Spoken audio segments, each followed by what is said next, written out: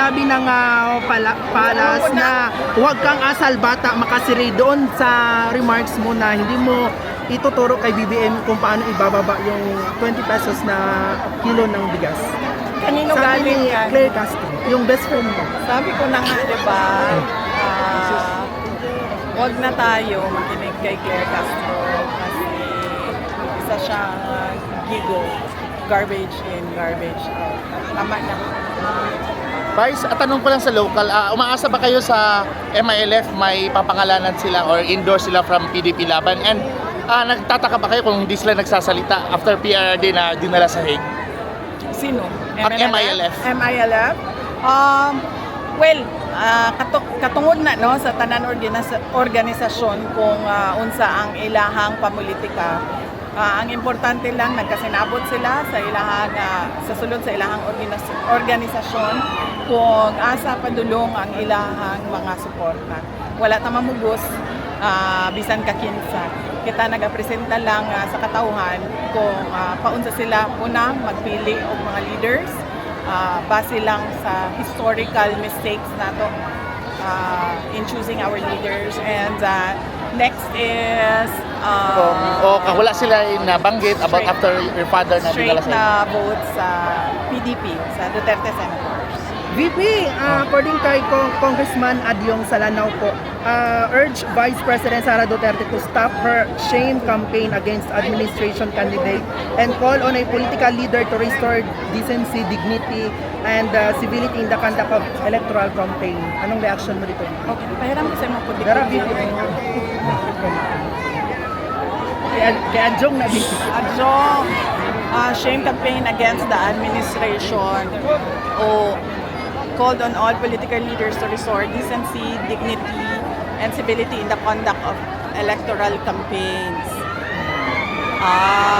Si Adjong Manggod, produkto manggod ni siya sa warlordism nato diri sa Mindanao. So I don't think he is the proper person to talk about decency, dignity, and civility. Kay ang iyahang pagdaog din ha sa Lanao tungod na sa grip sa ilahang dynasty. Napa VP. Next. Kanang susunod. Contrary to her very outspoken nature, House Deputy Majority Leader Paula Ortega, the 5th of La Union on Monday said impeached Vice President Sara had seemingly adopted what may be described as a deafening silence when China made illegal activities in the Philippines, Sandy Cay, which is part of the Spratly Group of Islands. South China Sea. Sea. Ito ginaistoryahan. Kani si Murag- Puan, murag isa pabor po daw pa ni sa China. si Ortega, mura po ni siya og si Adyong. Produkto sa ano Warlord. si Ortega, maupod ni siya si Adyong. Produkto sa warlordism dinhi sa ato ang nasod. So, angay niya nga mo-adapt po og deafening silence. Kaya wa siya katungod mo abli sa iyahang baba. Where does her loyalty really lie? China or Philippines? From my perspective, it seems she knows nothing in campaign but to engage in political mudslinging, hit PBBM administration allies with China as her stone-etched template, accused Duterte. So, Kay Ortega. hindi pa obvious nga naa ko diri sa Pilipinas nagapangampanya para sa mga kandidato para sa ato ang nasod. So, of course, I am pro-Philippines and nothing else. She's been going around hitting almost everybody, but never China. Of course, kung ngano atakihon man ako ang China sa ato ang kampanya diri sa Pilipinas. Nga ang problema nato diri ang kawalan ng pagtutupad ng mga pangako sama na sa 20 ang bugas. And finally, sa pangalan na niya? Ortega. Kana iyang pangalan. Don't change the topic, boy. The topic is promises made and broken again and again. Last two questions. Napa VP. Katong ningon ka gahapon, i-repeat lang namo nga dapat managot ang pangulo sa kay Digong pagkidnap? Yes! Dapat. Because number one, dili to mahitabo ang pagkidnap kay President Duterte diri sa ato ang nasod kung wala to'y approval sa presidente. Dili na makalihok tanan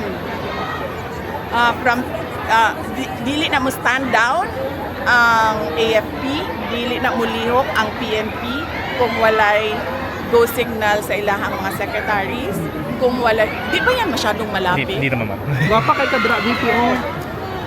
Yan. Tama, lapit. Kanang di na makalihok ang PNP, dili na makalihok ang AFP kung wala na approval sa ilahang secretaries. And walay secretary nga mulihok kung walay approval sa presidente. And yes, Last. dapat siya managot. Kasi that is an impeachable offense. It's a culpable violation of the Constitution and betrayal of public trust. Because they allowed a foreign jurisdiction to intervene in our national sovereignty. We did not have any obligation to cooperate with the ICC because we already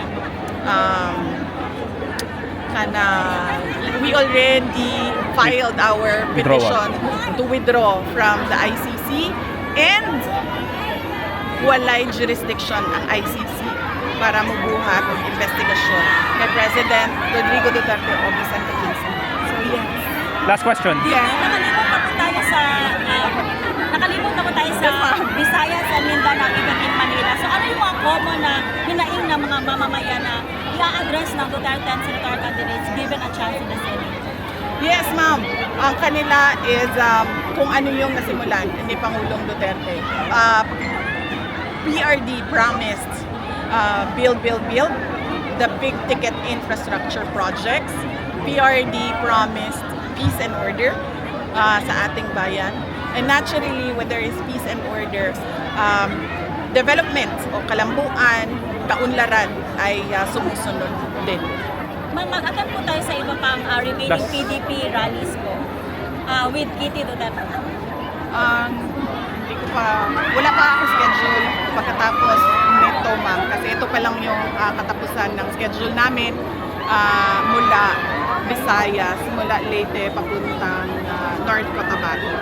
So, mag-schedule pa kami ng aming mga gagawin sa May 7, May 8, May 9, at May 10. Thank you. Thank you. Thank you.